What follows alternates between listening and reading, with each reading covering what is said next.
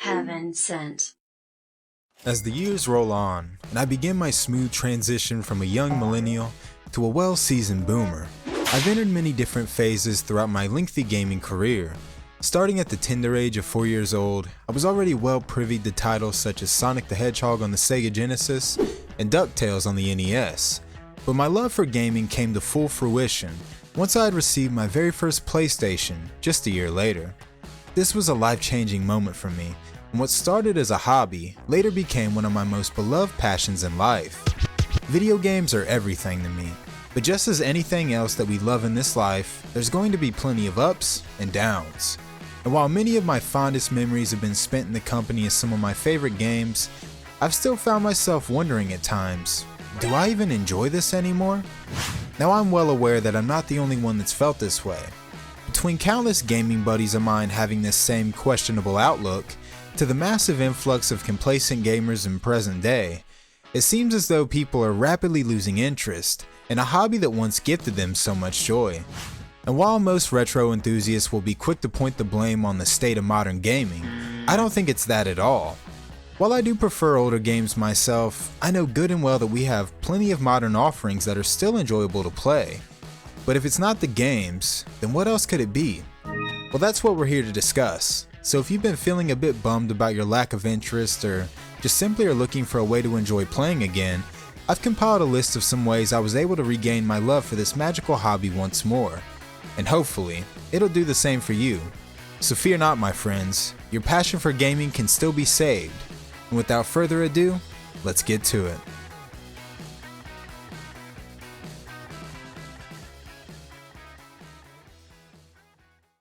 Now, like I stated in the intro, I'm getting pretty old. And as a ripe 30-year-old such as myself, I remember the days when cell phones were actually rare.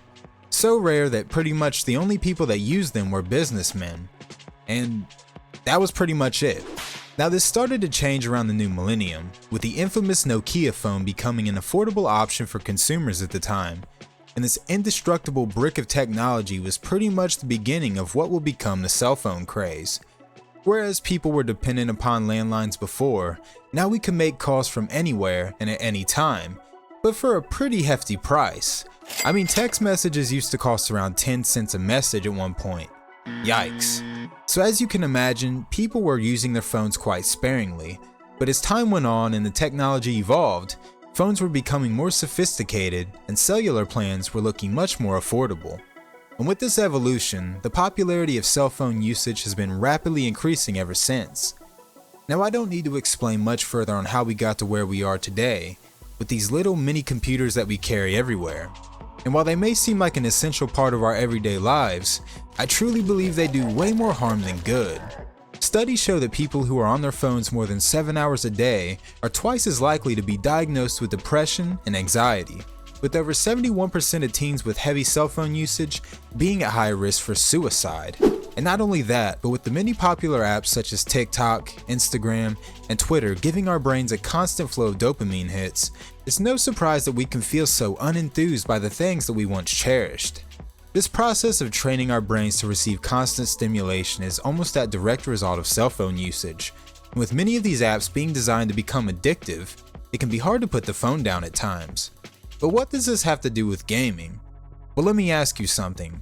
Where is your phone right now? I'm willing to bet that it's either right next to you or already in your hands.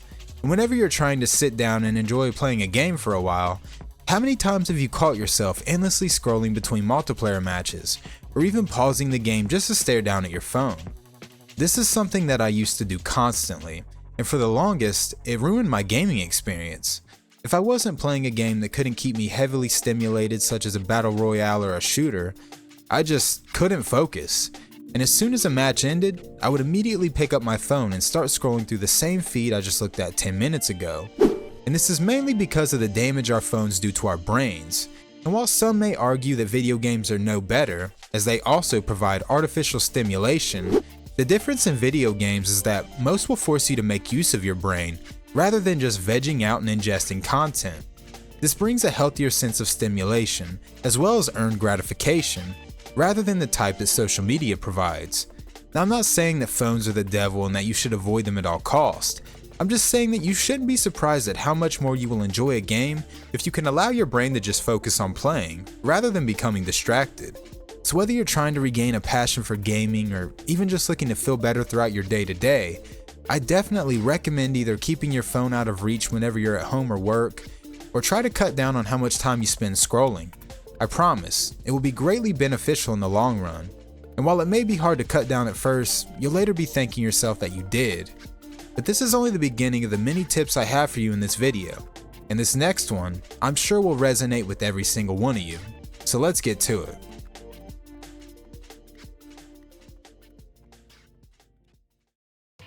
Have you ever found yourself in this position? Just endlessly scrolling through your Steam library, feeling like there's nothing to play? Meanwhile, you have a plethora of possibly great games that you've been neglecting this whole time, but you'd rather settle for the one that you're comfortable with and completely bored of. If your answer is yes, then I have some good and bad news for you.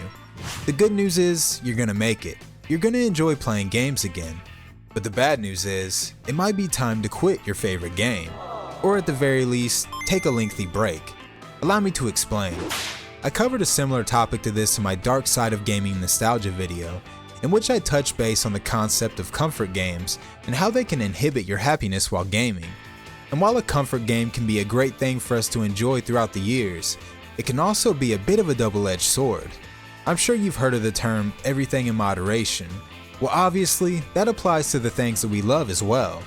If you have a favorite meal and choose to eat the same thing every single day, chances are you'll grow sick of it eventually, and may even end up hating it. The same thing can be said for the games that we play, and when we continuously push ourselves to play the same thing over and over, chances are we'll eventually get tired of it. This was the case for me with Apex Legends.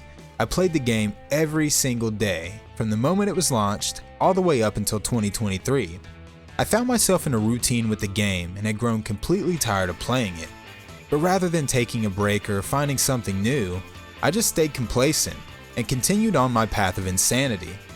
This is a pretty common theme for people in general, as we do it with a lot of the things that we love. Whether it's a favorite movie, food, or even a song, we as people love to milk our enjoyment of these things to no end at times, ultimately causing us to lose interest or any kind of special feeling we once had for them. And when it comes to your enjoyment in gaming, playing the same game to no end will definitely put a chip on your shoulder.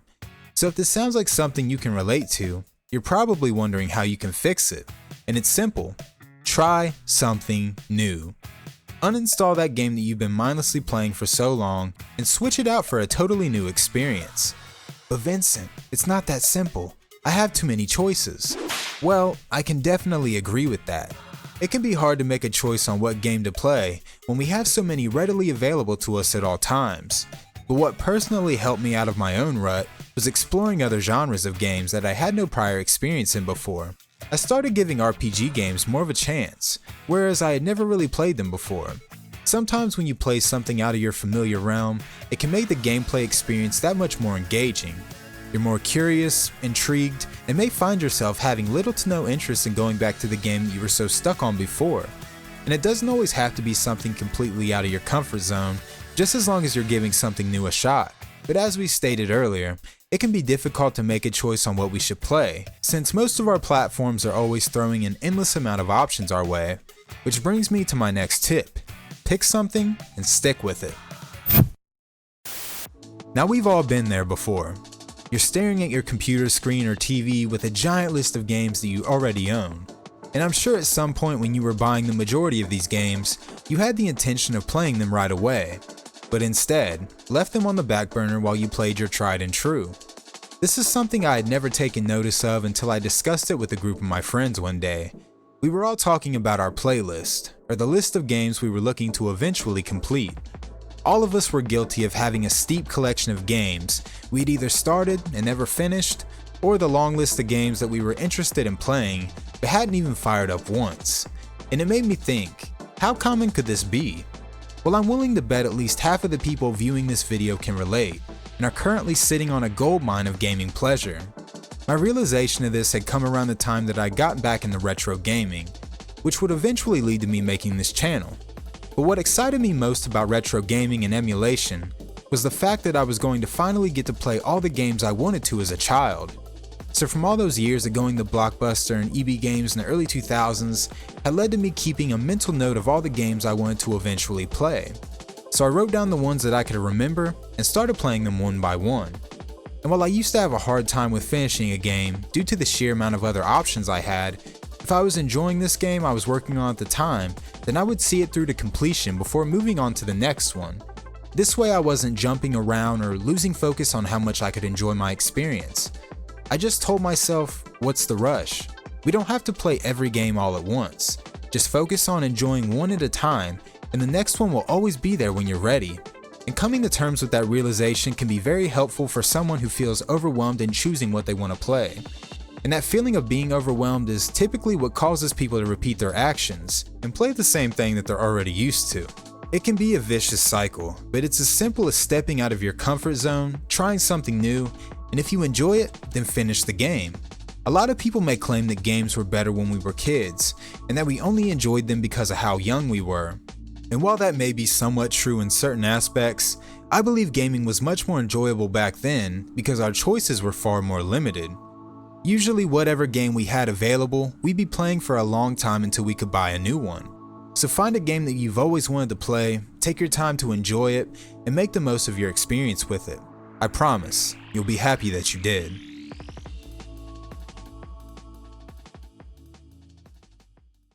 Now the next topic I would like to cover is important for those who enjoy multiplayer gaming. Throughout my years of experience in arena shooters, battle royales, and the most toxic of all, fighting games, I think we can all relate to the feeling of rage. Ah yes, there's nothing like coming home from a long day at work, kicking off your shoes, and getting your ass whooped in Tekken 5 by a 12-year-old in Arkansas using a dial-up connection. It's frustrating, I get it, but why do we let these things get to us? I mean sure, nobody likes to lose, but the thrill in competition is supposed to make things exciting.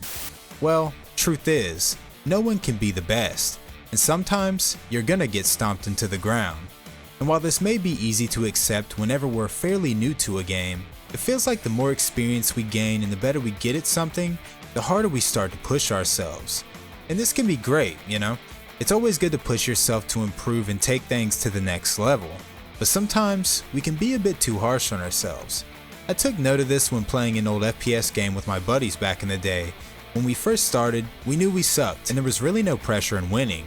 We just had fun learning and playing the game together. But as we came to be more experienced and better at playing, that's when the pressure started setting in, and the more we began to rage and push blame on ourselves and one another whenever we lose.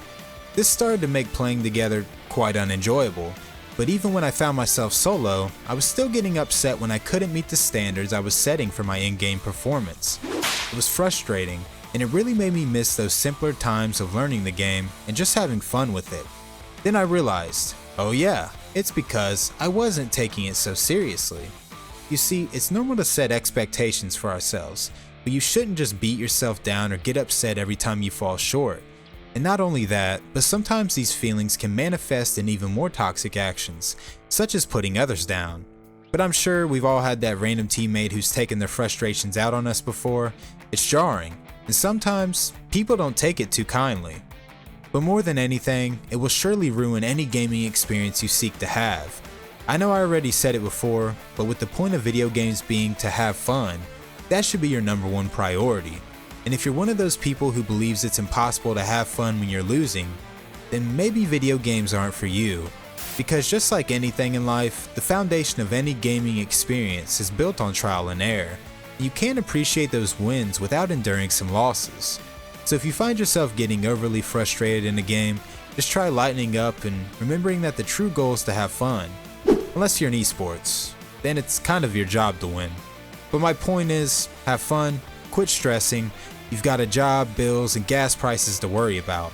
Worries are the last thing you need to bring into your gaming experience. So just chill out and enjoy the game.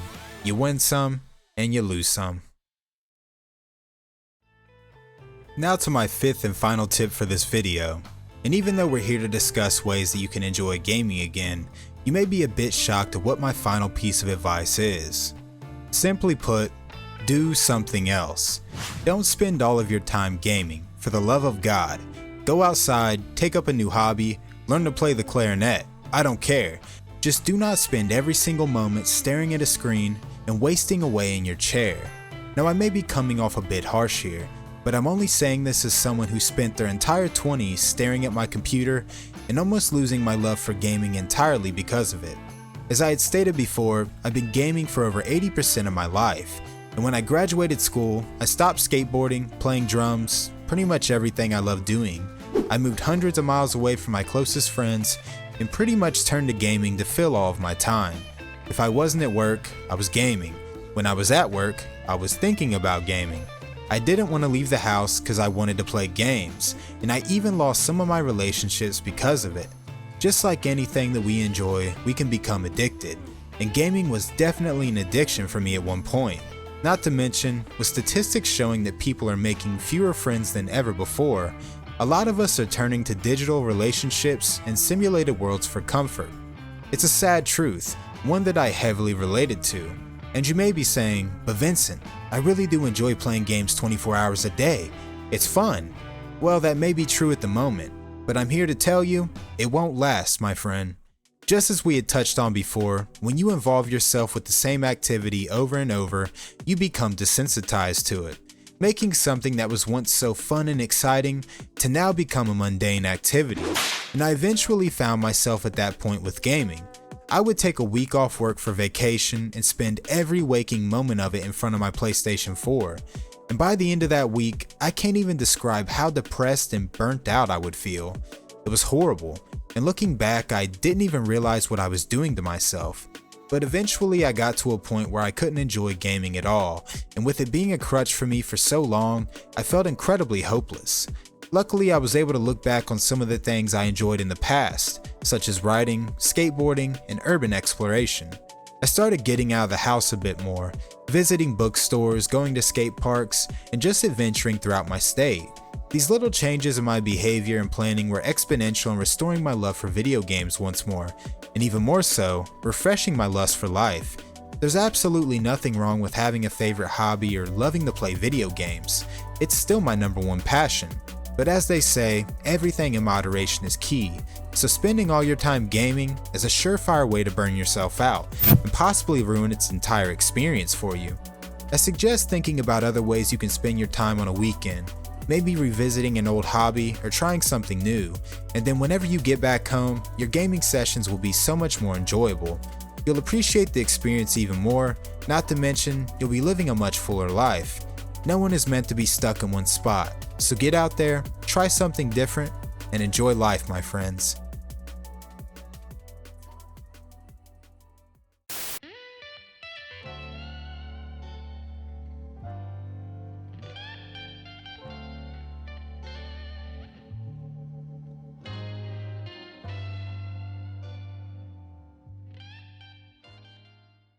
Heaven sent.